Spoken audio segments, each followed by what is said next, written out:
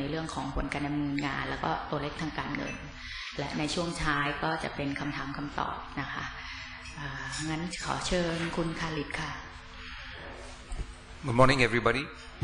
As usual, we will break up the presentation into two parts. In the first part, we will discuss the industry fundamentals, and in the second part, we will discuss the financials of the company. So as you can see, pressure shipping is part of the dry cargo tramp freight market, and we specialize in the small handy size sector of the market, and we also have a few shifts now in the supermax sector.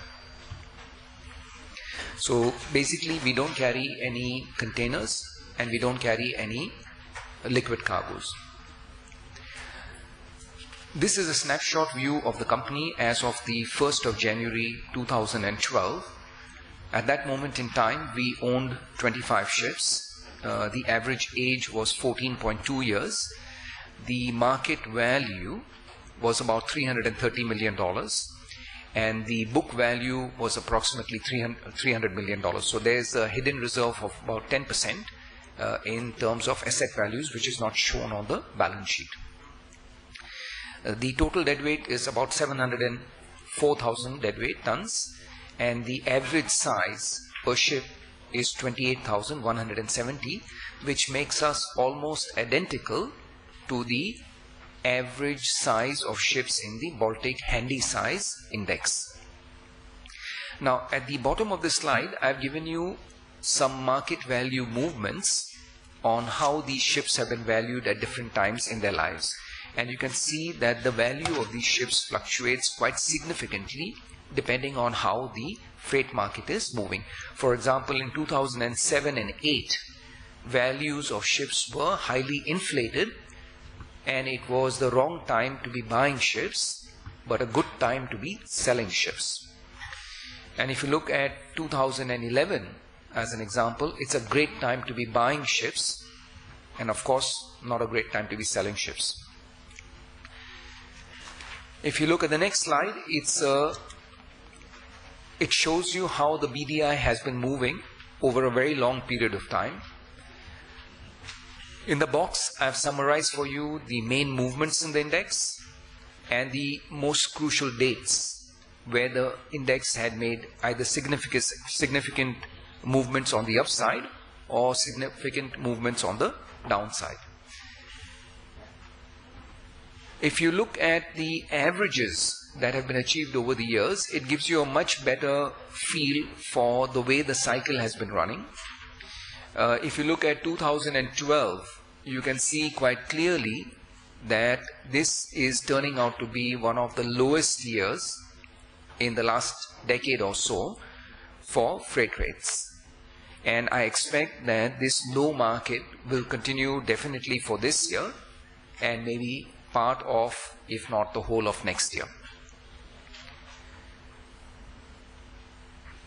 This is a picture which sort of gives you an overview of the demand side of the equation. And if you look at this picture, you can see quite clearly that between iron ore, coal, which includes both thermal and coking coal, and grains, you have more or less 80% or 70% of the market covered in that. And then the other bulks, or minor bulks as they are known, are the balance 30%.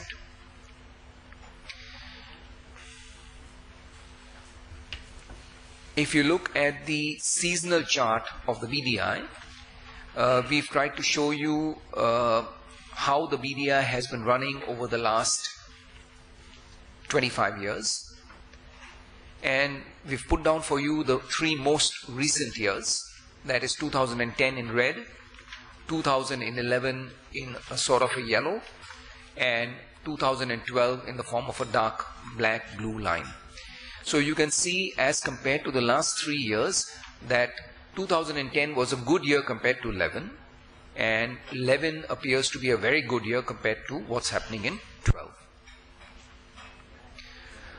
Now, dividing this BDI into two time frames, that is 1985 to 1999, and then 2000 to 2011, you can see clearly how the industrial production might of China makes their annual Chinese New Year holiday have a significant impact on the dry bulk markets. So whenever the Chinese New Year comes up, you will see that the freight market drops quite sharply, and soon after the Chinese New Year is over, you can also see that there is an equally quick recovery.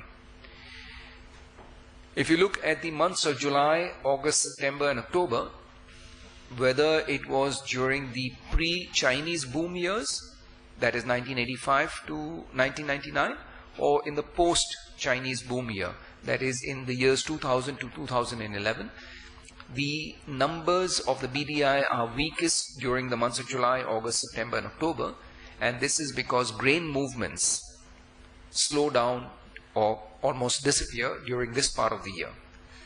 It's also a time when the Western world slows down their industrial production because they all go on holiday between the months of July and August. Coming to the supply side. If you look at the supply side, then this is the picture that appears as of the 1st of January 2012. We have almost 10,000 ships in the dry bulk sector. The average age has come down to just 12 years. The total deadweight tons is 622 million deadweight tons, and the average size per ship is 63,000 tons. Now, what I've done for you on the bottom of the slide is try to give you what's happened in 2010 and 11 and what is possibly going to happen in 2012 and 13. So if you look at 2010 as an example, we are showing you that the year ended, that's the ending date for 2010, the year ended with 554 million deadweight tons of ships, and it had a growth factor of almost 16%.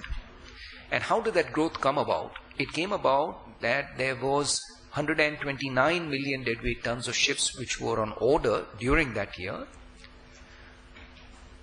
Of that, almost 50 million deadweight tons was never delivered during that year, and scrapping was a measly 3.5 million deadweight tons, resulting in a net increase during 2010 of almost 76 million deadweight tons. So that's a huge increase.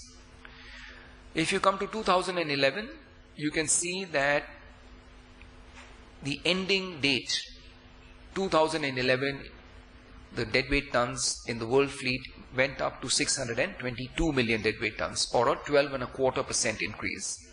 And that increase resulted from the 140 million deadweight tons of ships which were on order, the 39 million deadweight tons of ships which went into slippage, and the extraordinarily high 33.3 million deadweight tons of scrapping that took place, and resulted in a net increase during 2011 of 68 million deadweight tons. Now, if we look at 2012 and 2013 and make two assumptions, we assume first of all that slippage will be 30% in each of these 2 years, and we further assume that scrapping will take away 35 million deadweight tons in each of these 2 years, then you will see that 2012 will have a growth rate of almost 10.25% and go from 622 million deadweight tons at the start of the year to end the year at about 686 million deadweight tons. And similarly, 2013 will start at 686 million deadweight tons and end at 716 million deadweight tons.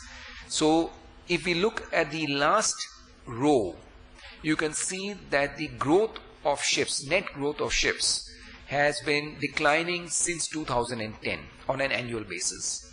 So in 2010, there were 76 million deadweight tons of ships which were added net. In 2011, that dropped to 68 million deadweight tons. In 2012, it's expected to drop to 64 million deadweight tons. And in 2013, it will drop down to 30 million deadweight tons. Now, this is basis 30% slippage. If we find that slippage were to increase to about